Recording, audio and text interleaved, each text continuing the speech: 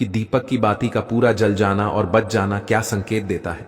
कहीं आपके जीवन की सभी परेशानियों की वजह आपकी जरा हुई दीपक से तो नहीं जुड़ी हुई है।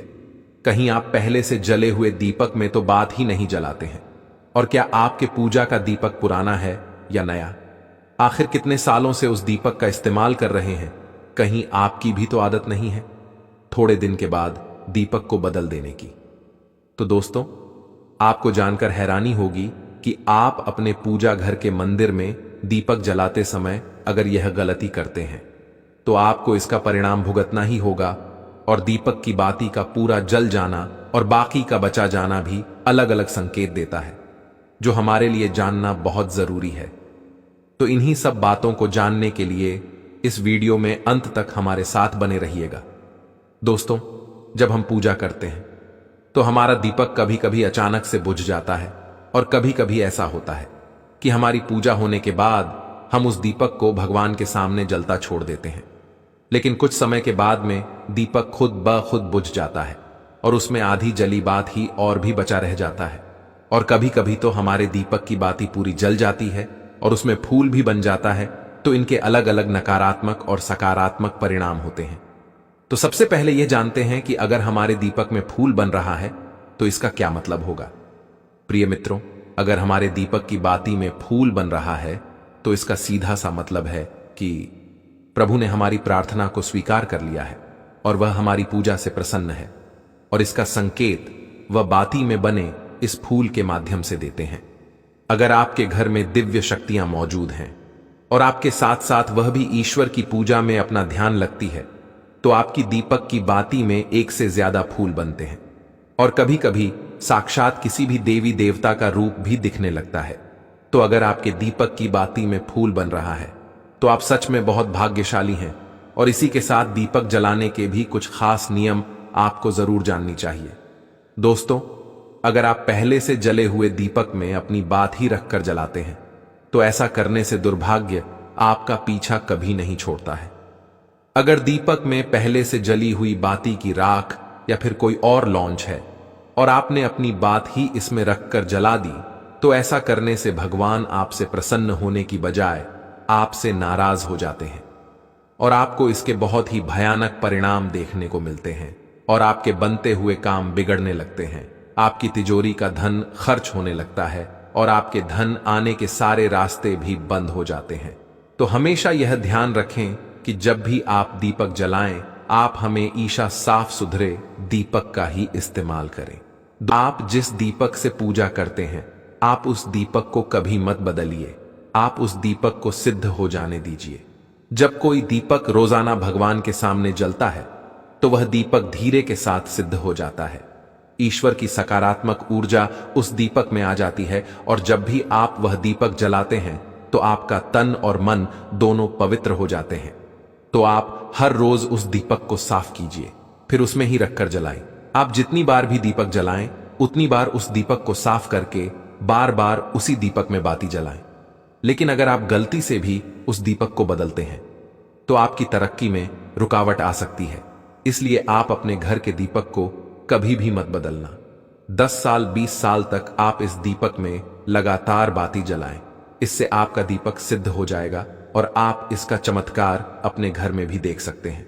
अगर आपके घर में कोई भी रोगी हो, बीमार हो या किसी का बुखार नहीं जा रहा हो तो आप इस दीपक को थोड़ी देर के लिए किसी पानी के बर्तन में डालिए और अब उस रोगी को यह पानी पिला दीजिए।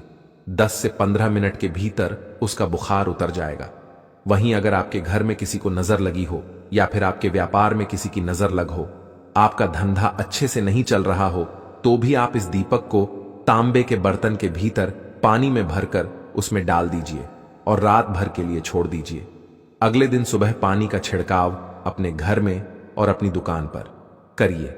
ऐसा करने से आपको साफ साफ परिणाम दिखाई देंगे, क्योंकि जब हम लगातार एक ही वस्तु का प्रयोग अपनी पूजा में करते हैं तो वह वस्तु शुद्ध हो जाती है।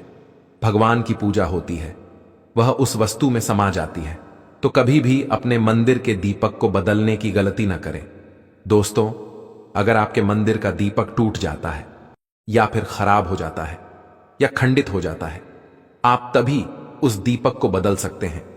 लेकिन फिर भी आप उस दीपक को न फेंके, बल्कि इसे अपने घर में संभाल कर रखें, क्योंकि यह भगवान की सकारात्मक ऊर्जा का भंडार होता है। वहीं अब आपको यह भी बता देते हैं कि अगर आपके दीपक की बाती पूरी नहीं जलती है, आपके दीपक में भी बच जाता है, तो इसका क्या परिणाम होता है। तो सबसे पहले यह देखिए कि अगर आप किसी भी पेड़ पौधे की पूजा कर रहे हैं और उस पूजा में जलाया हुआ दीपक पूरा नहीं चलता या फिर उसमें घी बच जाता है, तो इससे आपके घर में बीमारियां घर बना लेती हैं और यह बीमारी कभी भी आपका पीछा नहीं छोड़ेंगे। तो जब भी आप किसी भी पेड़ पौधे की यह मंदिर के बाहर किसी भी जगह की पूजा करें, तो यह ध्यान रखें कि उसकी बात ही पूरी जले और उस बर्तन में ही न बचे, क्योंकि यह आपकी अच्छी सेहत के लिए बहुत ही ज्यादा अच्छा प्रभाव देगा।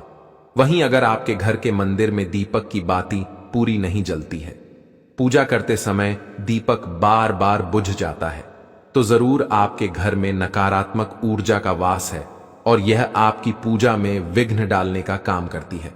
दोस्तों, हमारे घर में अगर कोई बुरी शक्ति होती है या फिर कोई ऐसी ऊर्जा होती है जो यह नहीं चाहती कि आपके घर में भगवान की कृपा हो और आपके घर में सकारात्मक ऊर्जा हो, तो यह आपकी पूजा नहीं होने देती। क्योंकि दोस्तों, एक वातावरण में एक ही तरह की ऊर्जा रह सकती है, या तो सकारात्मक या नकारात्मक, और जो बुरी शक्तियां होती हैं वह यह कभी भी नहीं चाहती कि आपके घर में देवी शक्तियों का वास हो। क्योंकि अगर आपके घर में भगवान ने अपनी कृपा की, तो उन बुरी शक्तियों और ऊर्जाओं को आपके घर से जाना पड़ेगा।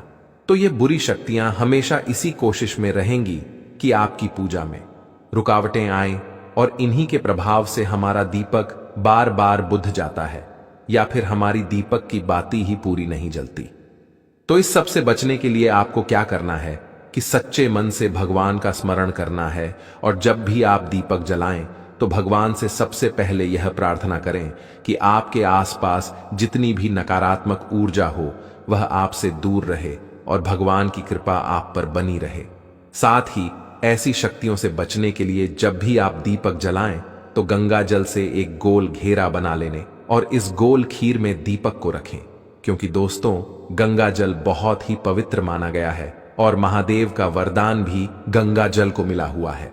तो गंगा जल में सबसे पहले तो कोई भी बुरी शक्ति प्रवेश नहीं कर सकती, इसलिए कभी भी गंगा जल खराब नहीं होता और गंगा जल हर तरह की ऊर्जा को सकारात्मक ऊर्जा में बदल देता है।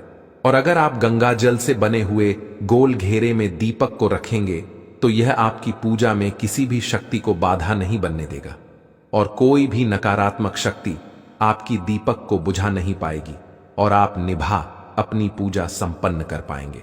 दोस्तों, आज की वीडियो में बस इतना ही। आशा करता हूं यह वीडियो आपको पसंद आया होगा और इस जानकारी से आपको बहुत कुछ सीखने को मिला होगा। तो दोस्तों, आज की जानकारी यहीं पर समाप्त करते हैं। वीडियो को एक लाइक जरूर करें।